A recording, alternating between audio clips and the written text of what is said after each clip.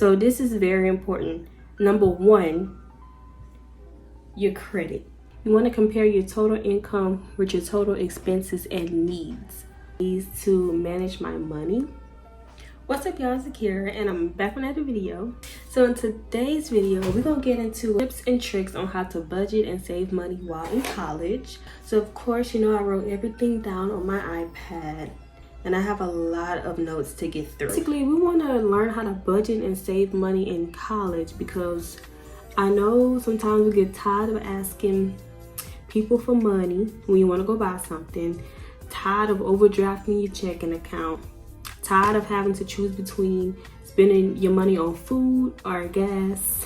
So today I'm here to offer some advice. I am a junior in college currently. Over the 2 years that I've been here, I've learned ways to manage my money. I'm a full-time college student, and I know the struggle of sometimes, you know, having to live paycheck to paycheck. It all depends on like how much bills you have or like how much expenses that you have, because some people when they're in college they don't have any expenses at all, and other people they do have certain expenses. These are some things that I've been trying and utilizing to save up my money. So let's give a little backstory. So during my freshman year, I had like no real bills. Now things started to get a little different during my sophomore year. I had to start paying my own phone bill, and child, I thought it was gonna be so bad, but I got on my own plan, and my phone bill is, I'm gonna say my phone bill is like between $100 and $110. So I got the iPhone 14 Pro Max, and I traded in my 11 Pro Max. So they gave me a credit on my phone and everything. So that's the 100 and the 110 is my phone and my phone plan. So to me, I don't think it's that bad because I didn't choose the highest plan there was either. I got a car note, which is my personal choice, and I'm still on insurance with my mom, so my insurance isn't that bad. Shout out to my Dukes. Okay, I don't have a lot of expenses, probably like 3 real bills, but I just want to give you a background so I know that I actually have real expenses, so y'all can kind of get an idea of like, you know, my credibility on this topic. Okay, so after I looked at all of my expenses, you know, I'm talking to myself like, all right, so in order to still have money and still do the things that I like to do, like, you know, buying certain food whenever I want, gonna eat out. I love me some Bath and Body Works. So I was like, okay, we're gonna have to make some changes so we can keep up with the lifestyle we want and also get our bills paid on time, boo. So I'm gonna start off with the most obvious advice. It's of course to budget and plan out your checks. And I know people say this all the time, but it really is the most important first step that you can actually take. You plan out your checks and your income and compare with your expenses. You're able to see, okay, if I really wanted to, you know, upgrade my phone, if I really wanted to upgrade my car, you know, can I actually afford this? So first you want to look at that. So every time you get paid, whether it be weekly, 2 weeks, once a month, you want to compare your total income with your total expenses and needs. Don't forget about your needs like food, toiletries, gas. Those are all needs. So as you sit down and compare the numbers, you can clearly start to visualize the things that you actually need to spend money on and what you don't. For instance, if you're spending $80 on a gym membership per month, I really don't know how much gym memberships are, but I heard they're pretty expensive. Spending that much on a gym membership but don't use the gym at least 3 times a week, I would say, for example, you may need to cancel that membership. You can do workouts at home if you're not even fully utilizing your gym membership. So you can find alternatives to replace going to the actual gym, such as jogging, walking around campus, neighborhood, do exercises in your room. Creative to replace the cost of that gym membership if you don't use the actual facility. The main point of planning out your income is also being able to see the things that you're paying for and you don't really need or actually utilize. That's why I brought up an example of the gym membership. Whenever you plan out your income versus your expenses and your wants and your needs, you can actually see, okay, I'm paying for this, but do I really need to? And then the extra money could go towards food, gas, or whatever else you may use it for.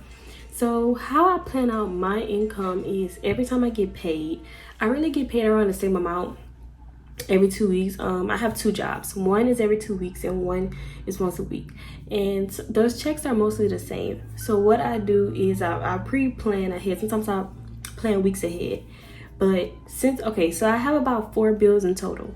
So depending on the due date, you want to separate between your expenses and your checks on how you want to pay it.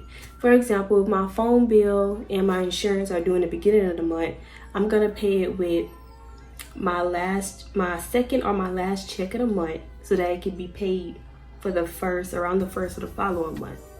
And then if I have 2 other bills that's due like in the middle of the month, I'm gonna pay that with my first check of the month. You get what I'm saying?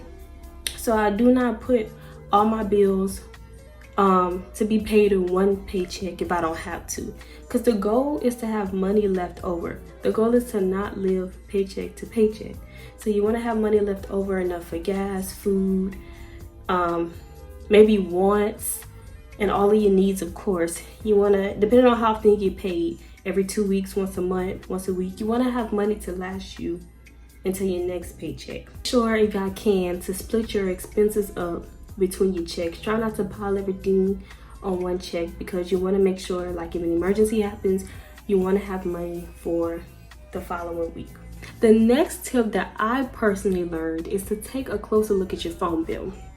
Okay, so whenever it was time for me to start paying my own phone bill, I switched over and got my own line.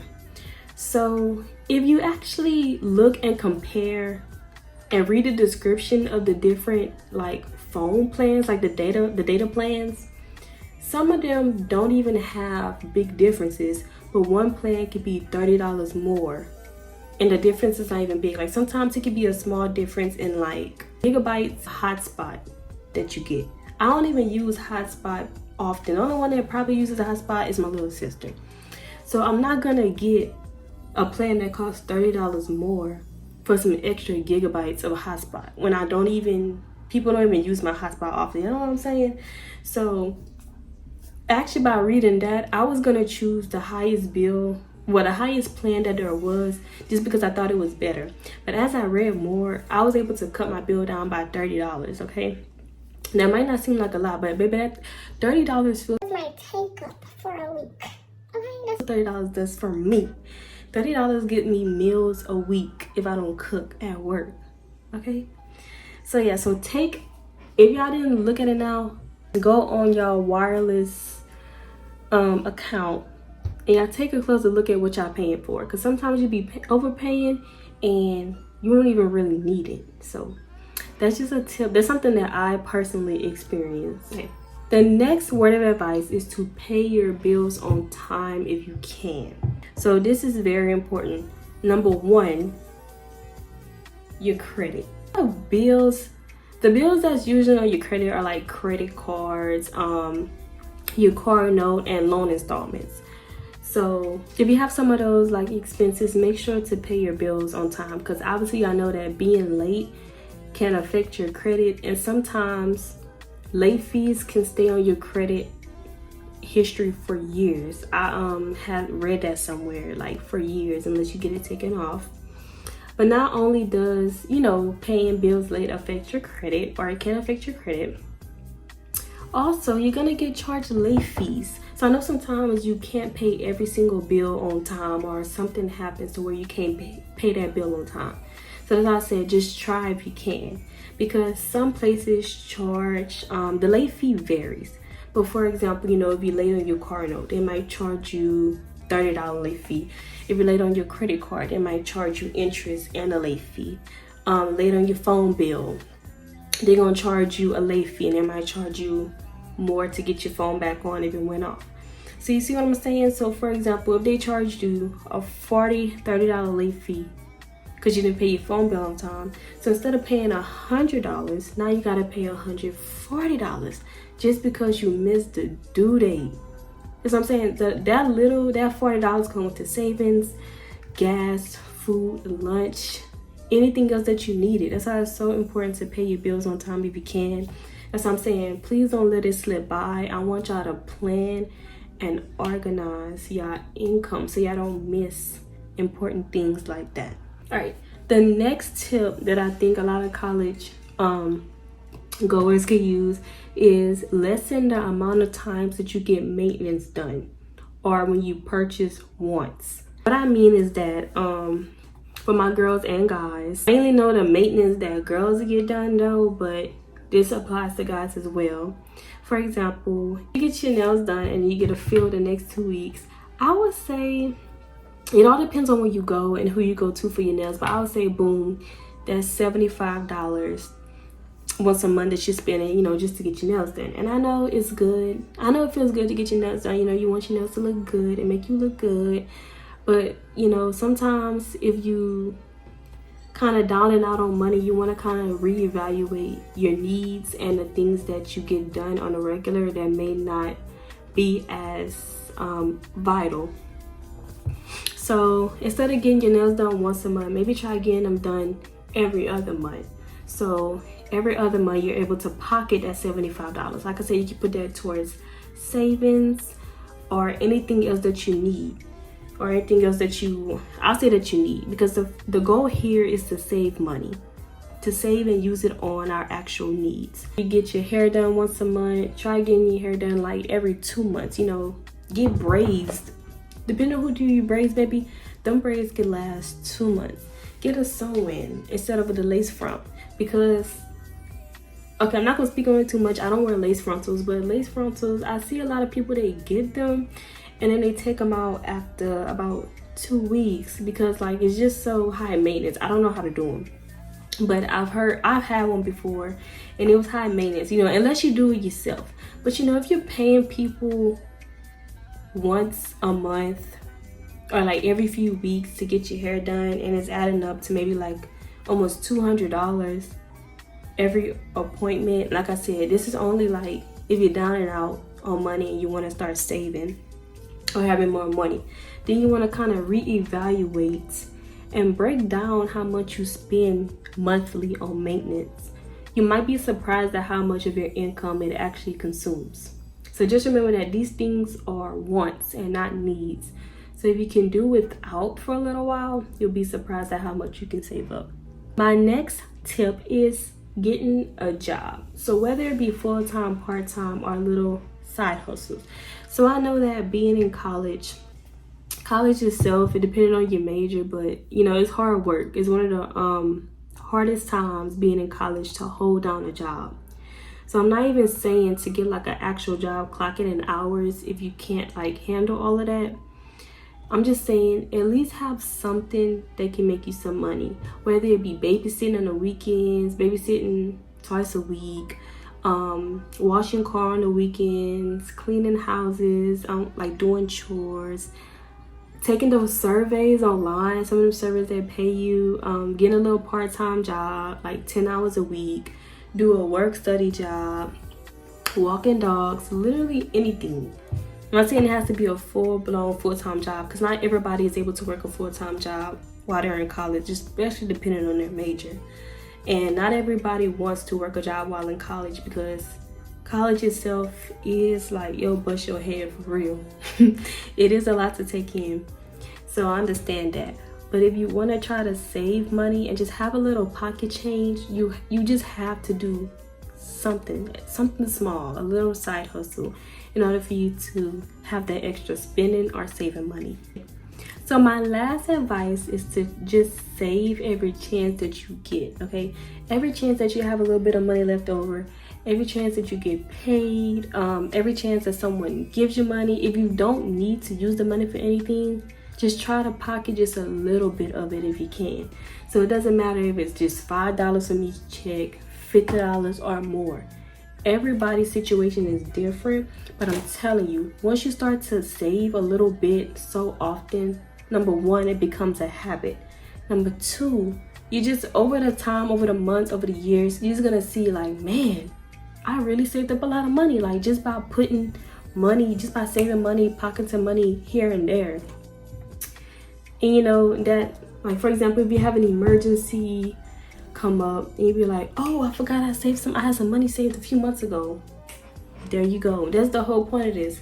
saving is just such a vital part of finances. Because like I said, emergencies come up, you know, cars, housing, medical, like things just arise, and sometimes you don't just have it all together. So the main thing is save. So now what I do recommend is saving your money in a high yield savings account if you can. A high yield savings account is a type of savings account that offers a variable interest rate that's usually higher than rates available from a traditional savings account like in a bank. So putting your money in a high yield savings account will allow your money to grow faster due to offering higher interest rates. For instance, a savings account with a bank might offer 0.08% interest or none at all, whereas a high yield savings account can offer 4% interest. So you see how your money is going to grow faster over time with a high yield savings. So I'm just talking about high yield savings. I'm not going to get into investments and Roth IRAs because me, like, I'm not too like on those types of savings accounts, but I feel like a high yield savings account is so much like easier to start off with. Like for example, I have a high yield savings account with Capital One. So, and I think it's at a 4-point-something% interest rate. Different savings accounts with my bank, but I try not to put my money that I actually want to save in the bank, because my Capital One high yield savings account is going to grow my money way faster than what the bank is going to do. But like I said, and it's so easy to start up a high yield savings account. Just look up on Safari, Google, high yield savings accounts that I can open, blah, blah, blah, however you want to word it. And you don't even need to have like an account with that bank, you know, prior. You're going to start one. And it doesn't, like, you're not going to start a checking account if you don't want to. You're just going to set up that high yield savings. So yeah, I could try Capital One. I don't know if Chase has one. Just look it up, and it's gonna, the types of banks that offer high yield savings account are gonna pop up, and then you can read a little bit more about it. But that's something that I could recommend, something easy to start off with to save. But if you don't want to go through all that, like if you don't want to save your money in a bank or do this high yield savings account, you can save your money in envelopes, boxes, like a bag, like tuck it under the mattress. Just save if y'all can. So these are some of my tips for saving money and handling money better as a college student or just to anyone in general. So to sum up, my tips were: number 1, budget and plan your income out.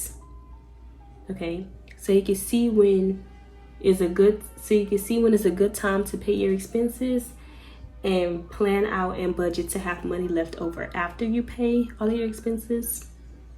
My second tip is to cut out unnecessary expenses. Cut out unnecessary wants. If you don't need to get your nails every month, don't.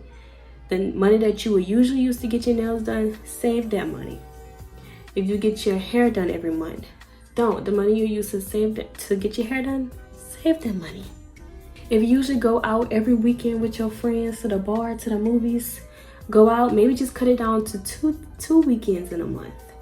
And of course, the money that you don't use, save that money. Next tip that I had was take a closer look at the things that you're paying for. I use the example of the phone bill. Then later you can use, if you pay cable, look at your cable bill. Look at these subscriptions that you might be paying for. So just take a closer look at the things that you're paying for and see if you can get a better deal somewhere else, or see if you can just lower your monthly payments. Next tip that I had was pay your bills on time to avoid late fees. Next tip that I had was get a part-time job, a full-time job, or just a side hustle in general. Do something that can make you money regularly if you're able to. And lastly, like I said, save every chance that you get. So after you're done paying all of your expenses, done getting all your needs, before you start to look at, oh, okay, well, I want to go out with my friends. Before you start getting into your wants, just pocket some money aside. I don't care if it's $5, okay?